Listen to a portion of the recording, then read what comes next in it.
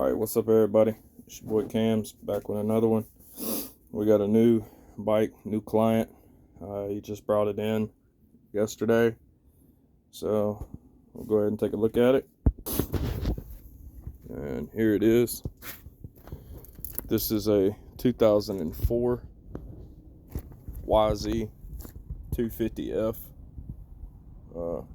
Pretty identical to the bike that we were working on, which is the 2002 WR426, and that bike is sitting right there with the motor out.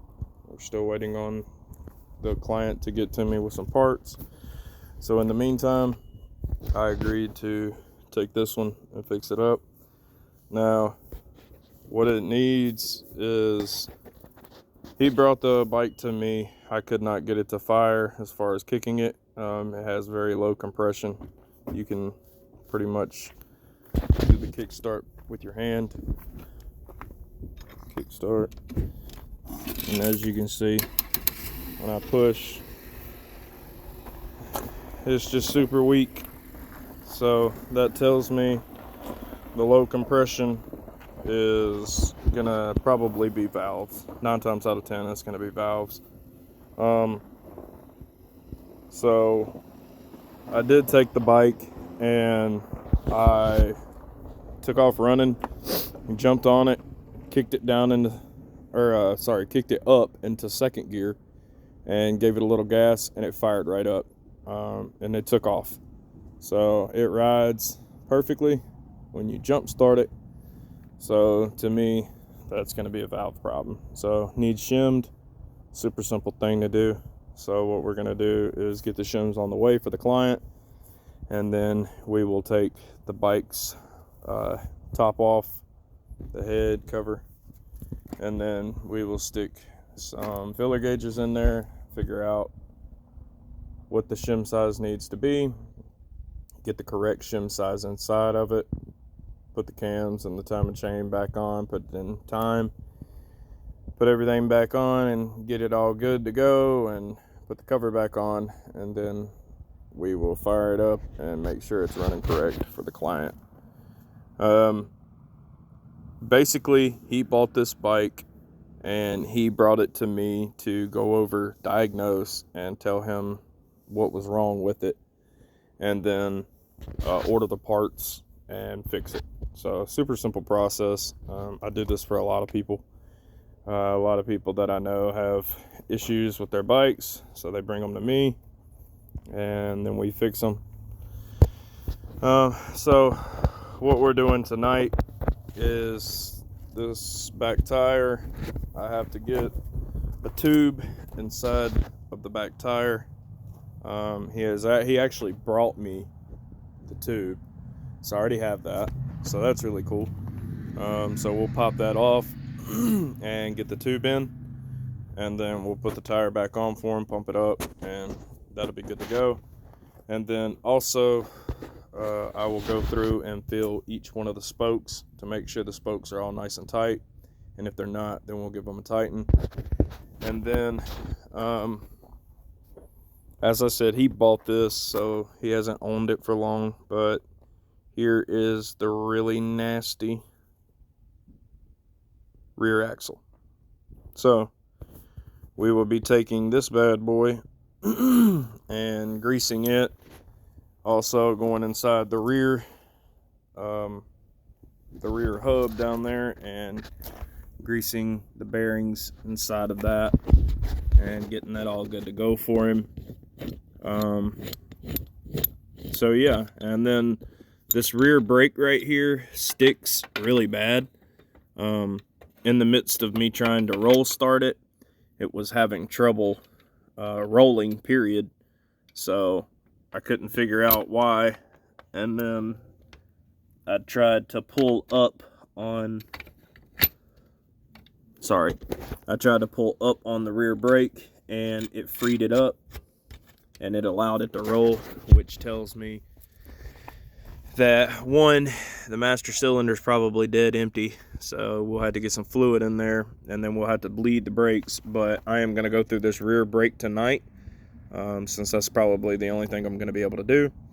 And then we are going to go through this and re-grease the pins and everything inside of it, and basically make sure that it's functioning correctly. So that's what I got you guys here for. So we'll go ahead and get started there. Let me go get the camera stand.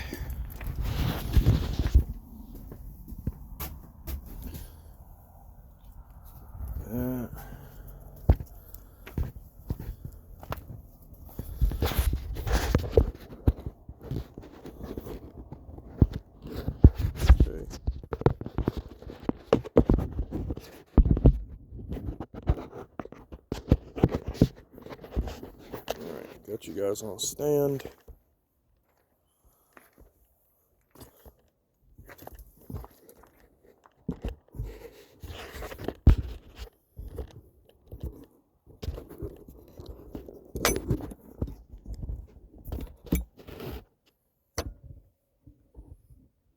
All right.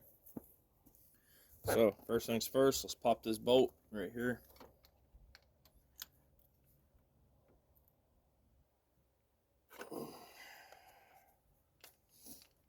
And this is the banjo bolt for the rear brakes. So Yamaha does it a little different. They have a Torx head bolt to like Kawasaki. Kawasaki has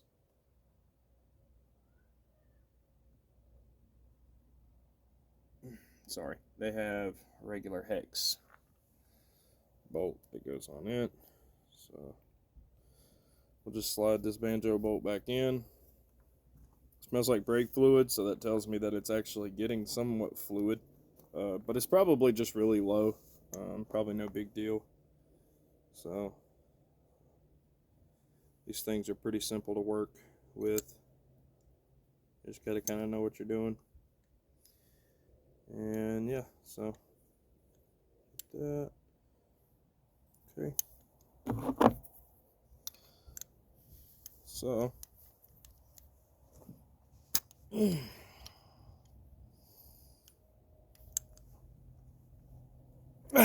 goodness.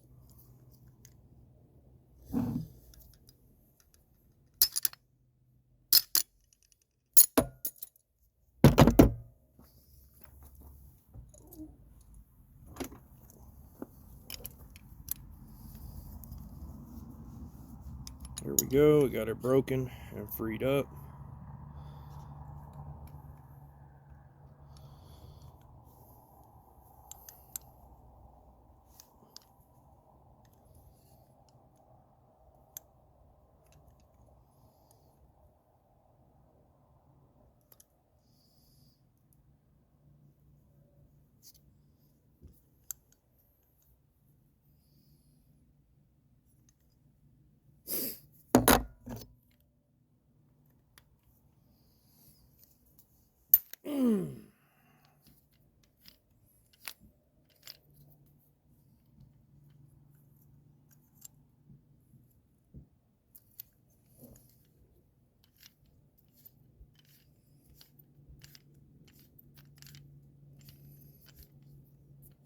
I know there's not much light. Let me take you guys over here so you can actually see what's going on. Sorry about that, I apologize.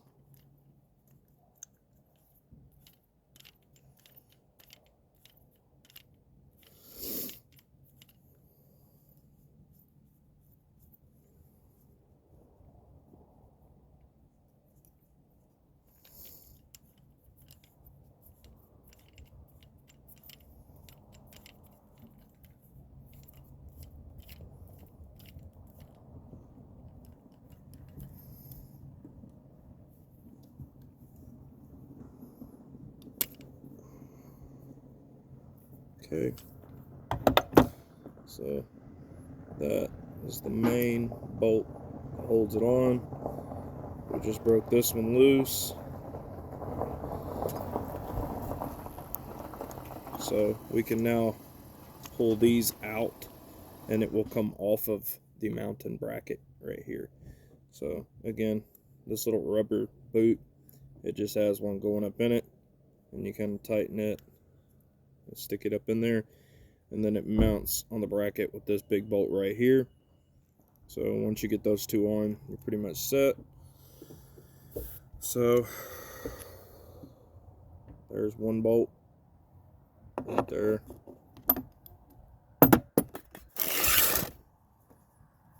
So with that, then we'll pull, and again, we're pulling this part out. I'll let you see it on camera. Right there.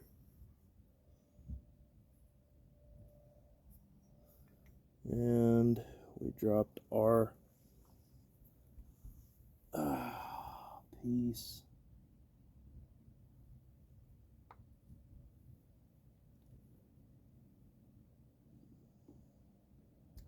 Yeah. You gotta love working in the dark.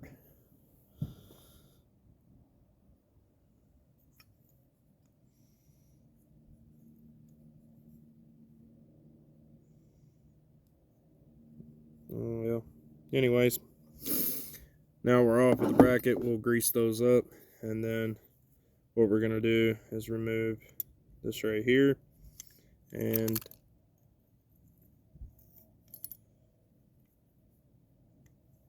we'll remove that bar right here, and then we will remove this piston right here. And then once you remove those two, we'll kind of grease them up, put them back together, put some DOT4 brake fluid in it, and then we will get this back together and get it all fixed up, put it back on the bike.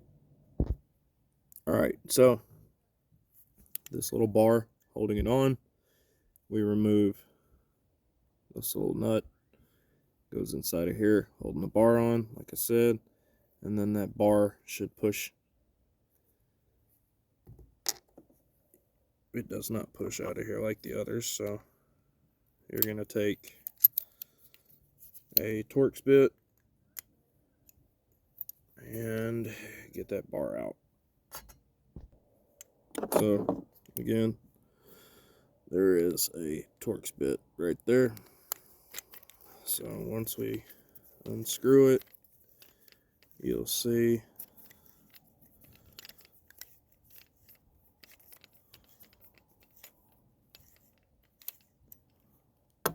unscrew it enough, it'll come out, and there you go.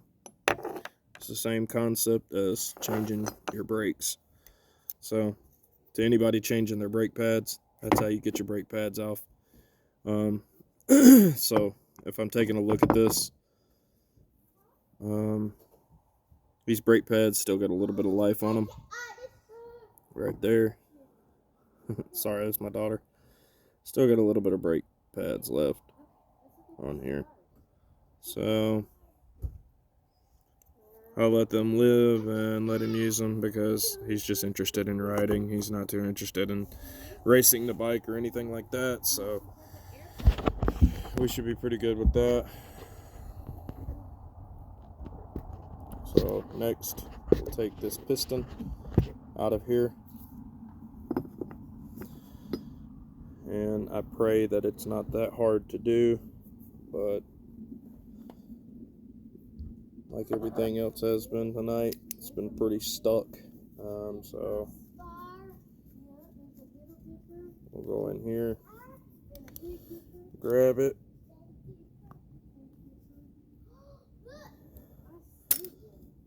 and as you can see, it's starting to work itself out now. You see the half that was inside right here, and this is the half that stays stuck out to your piston. So grab it again, and all I'm doing is grabbing and working back and forth like such to pull it out. And then once you work it out enough, she comes right out of there. There's your piston right there. And be careful, because inside of here is going to be a ton of brake fluid. So I'll let you see as I pour it onto the ground right here. So that is all all brake fluid. So brakes are working properly. That's all the brake fluid that's in there. So alrighty, so next we're gonna go get the grease out of here, and I'll bring the grease back and get these things working. Alright, now got you in a little bit better place so you can see what I'm doing here. Okay, so first thing, we'll take the caliper itself and we'll get us a rag and clean this stuff out. So somebody stuck candy out in the floor and I stepped in it. alright, so now we will take all this and clean this out very good.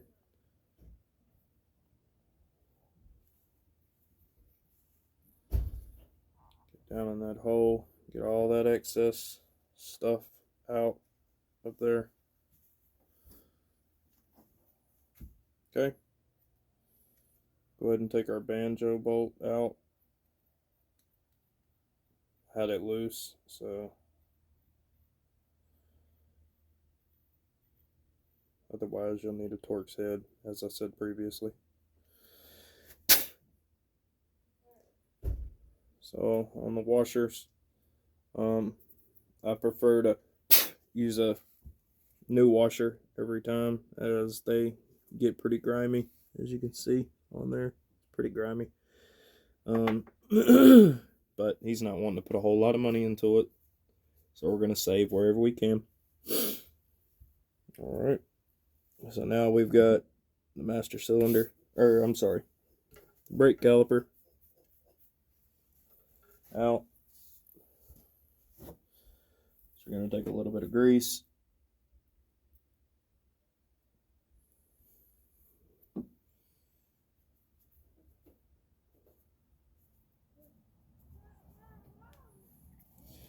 And we'll go over the entire thing. Grease this entire piston. That way it slides in and out better as you press the brakes. Otherwise, you're going to be replacing it soon. So we'll get it back in. You should just be able to set it in the hole and push. Sometimes it may need a little bit more, but as you can see, just by finger pushing. Now it took me with a pair of pliers to pull it out. That's because it has no grease and it has no movement to it. Now that we put grease on it, she pushes right up in there real easy. That's what you want. That way when you hit the brakes, you know they're going to work. Alrighty, next we will go ahead and put this back in, which is the pin that holds the brake pads. Again, with the grease goes a long way, helps a lot, does a lot of different things. I'm just using the regular old Maxima Racing Oils grease. I use it for everything. It's really good stuff. And sometimes I use this Mystic right here, the Mystic Red grease, but not very often. I use it for rougher things. So now we've got that greased up, ready to go back in. So you're just going to drop it in there. It'll work itself down. There we go now. Drop it in there. It'll kind of leave it hanging right there. Take our brake pads, and as you push this in, feed your brake pads on. And once your brake pads are in there, I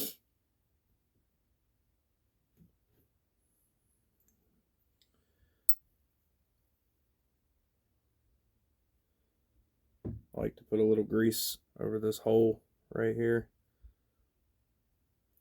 It's not going to hurt anything. So just like that. And then once you get that in there,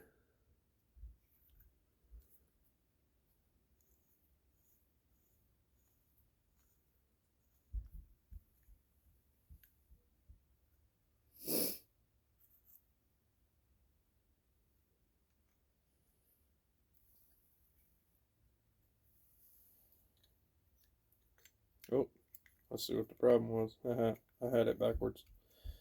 Sorry, looking at the camera is hard. So put it the right way, you know, that'll help a lot.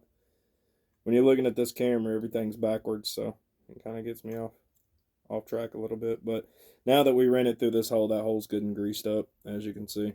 So now that when we run it in this time, it should start threading. Ain't that nice? Ain't that nice when you do things the right way instead of doing them backwards? Alright, I gotta grab a tool really quick.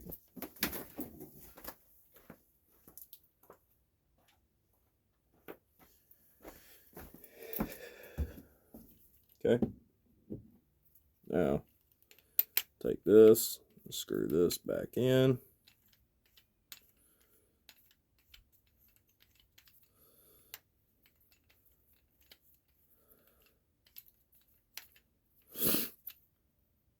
Go ahead and give it a ooga, an ooga ooga. Just one ooga ooga usually works. Alright. Next, we will take the little, this is kind of like a bolt that guards it. We'll put some grease on it. It's just like a cover bolt that goes over that Torx head that I just removed and just put back in. We'll put some grease on it. And then right there in that Torx head, it goes right in there. So once you get it in there, you can actually use a screwdriver for this one.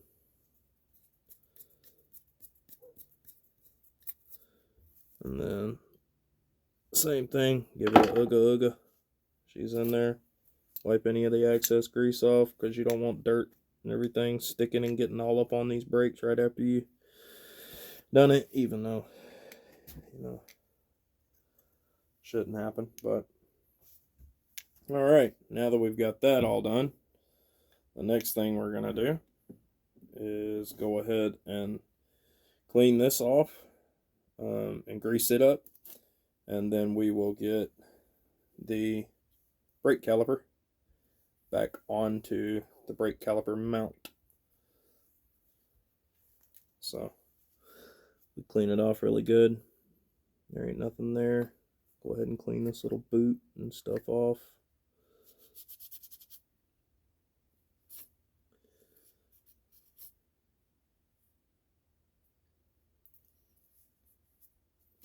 All right. I'm going to take our grease again. Go over that.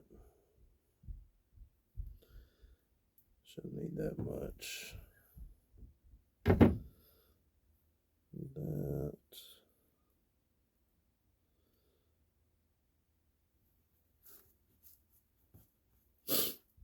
Alrighty. And now that, the way this goes is that's going to go up into this here boot right here. So just going to push it back into the boot, and this is going to sit on like such. And once you go into the boot, you're good. And you're going to make sure your hole right here is lined up. The next thing that goes in is your bigger bolt. So once you get everything lined up, take the bigger bolt, clean it off really good.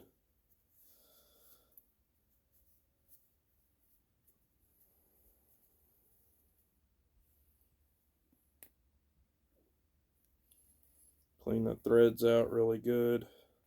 A thread chaser works really nice. But so does fingernails. There you go. Get your grease again.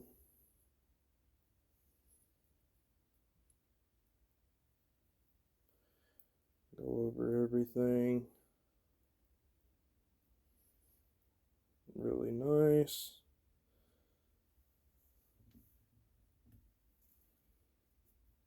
All right.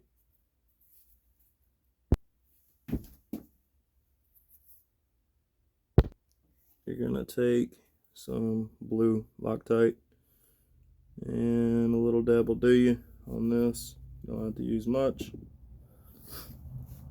Loctite, thread locker, whatever you have. Get it, make sure she's lined up. Push that down.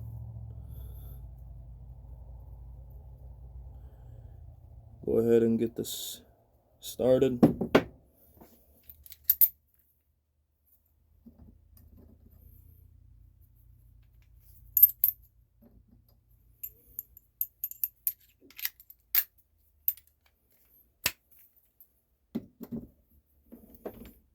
Now you can Loctite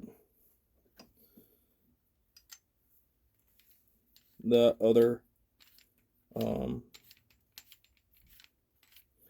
Torx head bolt that I put in.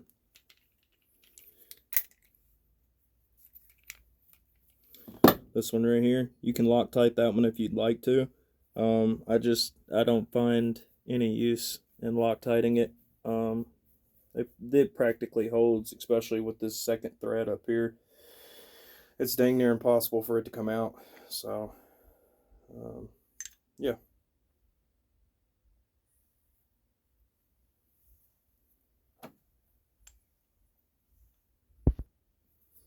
Alrighty, so we got everything done here.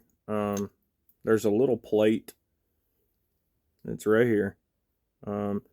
You're gonna guide your brake pads down in the bottom. You'll see what I'm saying when you do it.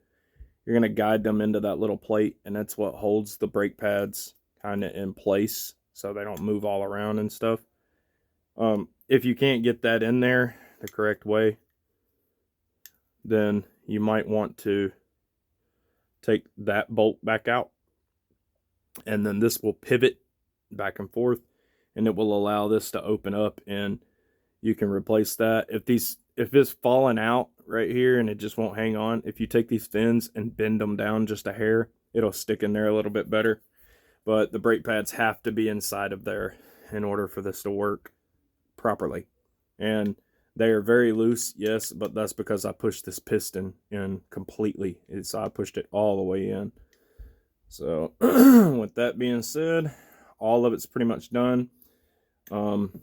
So we will set this here, and I'll go ahead and get ready to do the tire next, and I will get that on camera for you guys as well.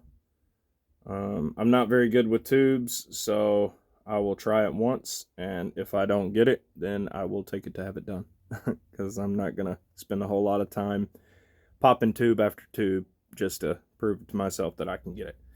So this washer right here, like I said, it's a replacement part every single time. I know you don't want to spend a lot of money on it, so I'm just gonna go ahead and have this replaced myself out of my pocket, just because I don't want his brakes to leak on him and everything.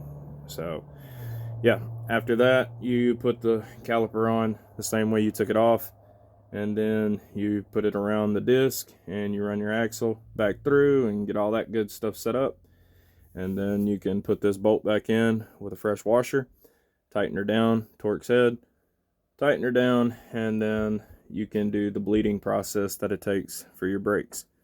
So all right, well guys, that's pretty much it on the video of how to redo your caliper if it's pretty sticky and it's just not wanting to work, or you need to change your brakes.